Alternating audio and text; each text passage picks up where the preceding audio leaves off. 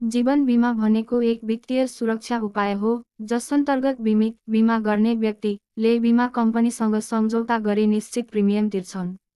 यस सम्झौता अनुसार बीमा अवधिभित्र बीमितको मृत्यु भएमा बीमा कम्पनीले बीमितका आश्रितहरूलाई बीमा रकम प्रदान गर्छ। यदि बीमा अवधि समाप्त हुँदासम्म बीमित जीवित रहन्छन् भने केही योजनाहरूमा बीमित स्वयंले बोनससहित बीमा रकम प्राप्त गर्न सक्छन्। जीवन बीमा किन गर्ने? 1. आर्थिक सुरक्षा। बीमितको असामयिक मृत्यु भएमा परिवारलाई आर्थिक रूपमा सुरक्षित राख्न जीवन बीमा आवश्यक छ। यसले परिवारको दैनिक खर्च, ऋण भुक्तानी र अन्य आवश्यकताहरू पूरा गर्न मद्दत गर्छ।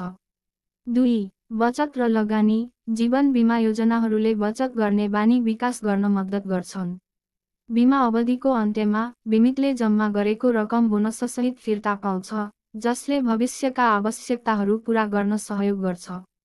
3. कर लाभ। जीवन बीमामा गरिएको प्रिमियममा सरकारद्वारा कर छुटको सुविधा प्रदान गरिन्छ, जसले कर भार कम गर्न मद्दत गर्छ।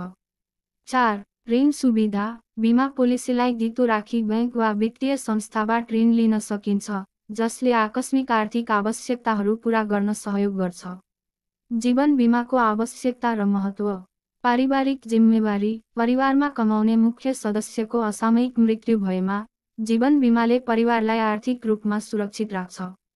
शिक्षा र भविष्य योजना। छोराछोरीको उच्च शिक्षा, विवाह वा अन्य भविष्यका योजनाहरूका लागि आवश्यक रकम जुटाउन जीवन बीमा उपयोगी हुन्छ। सेवानिवृत्ति योजना। सेवानिवृत्तिपछि स्थिर आम्दानी सुनिश्चित गर्न जीवन बीमा योजनाहरू लाभदायक हुन्छन्। ऋण भुक्तानी। घर कर्जा, गाडी कर्जा जस्ता ठूला ऋणहरूको भुक्तानी गर्न जीवन बीमाबाट प्राप्त रकम प्रयोग गर्न सकिन्छ। कुन अवस्थामा जीवन बीमाको महत्त्व बढी हुन्छ? 1. विवाहित व्यक्ति, जीवनसाथी र छोराछोरीको भविष्य सुरक्षित गर्न। 2. कमाउने एकमात्र सदस्य, परिवारको सम्पूर्ण आर्थिक भार बोकेको अवस्थामा। 3. उच्च जोखिमयुक्त पेशा, जोखिमपूर्ण काम गर्ने व्यक्तिहरूका लागि, जस्तै सैनिक, प्रहरी, निर्माण मजदुर। 4. उमेरै बढ्दै जाँदा स्वास्थ्य जोखिमहरू बढ्ने भएकाले जीवन बीमा आवश्यक हुन्छ। 5. ऋण लिएको अवस्था। ठूला ऋणहरू लिएको अवस्थामा मृत्यु भएमा परिवारलाई ऋणको भार नपरोस् भनेर। जीवन बीमाका प्रकारहरू। 1. सावधिक जीवन बीमा, टर्म लाइफ इन्स्योरेन्स, निश्चित अवधिसम्मको लागि गरिने बीमा, जसमा बीमा अवधिभित्र मृत्यु भएमा मात्र बीमा रकम प्रदान गरिन्छ। यदि बीमा अवधि समाप्त हुँदासम्म बीमित जीवित रहन्छन् भने कुनै रकम फिर्ता दिइँदैन। 2. आजीवन जीवन बीमा, होल लाइफ इन्स्योरेन्स, जीवनभरको लागि गरिने बीमा, जसमा बीमितको मृत्यु भएपछि हकवालालाई बीमा रकम प्रदान गरिन्छ। यसमा बचत तत्त्व पनि समावेश हुन्छ, जसले गर्दा बीमितले आवश्यक परेमा ऋण लिन सक्छ। 3. म्यादी जीवन बीमा, एन्डोमेन्ट पोलिसी, निश्चित अवधिसम्मको लागि गरिने बीमा, जसमा बीमा अवधिभित्र मृत्यु भएमा हकवालालाई बीमा रकम प्रदान गरिन्छ र यदि बीमित जीवित रहन्छन् भने अवधि समाप्तिमा बीमित स्वयंले बीमा रकम बोनससहित प्राप्त गर्छन्। जीवन बीमा गर्दा ध्यान दिनुपर्ने कुराहरू। आवश्यकता मूल्याङ्कन। आफ्नो आर्थिक अवस्था, परिवारको आवश्यकता र भविष्यका योजनाहरूलाई ध्यानमा राखी बीमा रकम निर्धारण गर्नुहोस्।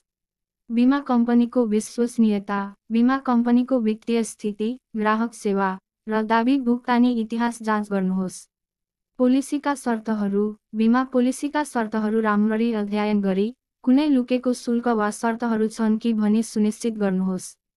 प्रिमियम भुक्तानी क्षमता। आफ्नो आम्दानी र खर्चलाई ध्यानमा राखी लामो समयसम्म प्रिमियम तिर्न सक्ने क्षमता सुनिश्चित गर्नुहोस्। निष्कर्ष। जीवन बीमा एक महत्त्वपूर्ण वित्तीय उपकरण हो जसले व्यक्तिगत र पारिवारिक आर्थिक सुरक्षामा महत्त्वपूर्ण भूमिका खेल्छ।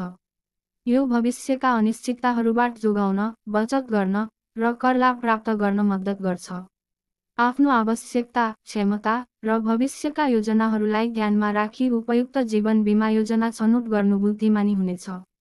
यदि तपाईहरूलाई पनि जीवन बीमाका प्रकार, कुन कम्पनीको योजना राम्रो वा प्रिमियमबारे जानकारी चाहिएको छ भने भन्नुहोस्, म थप स्पष्ट पार्न सक्छु।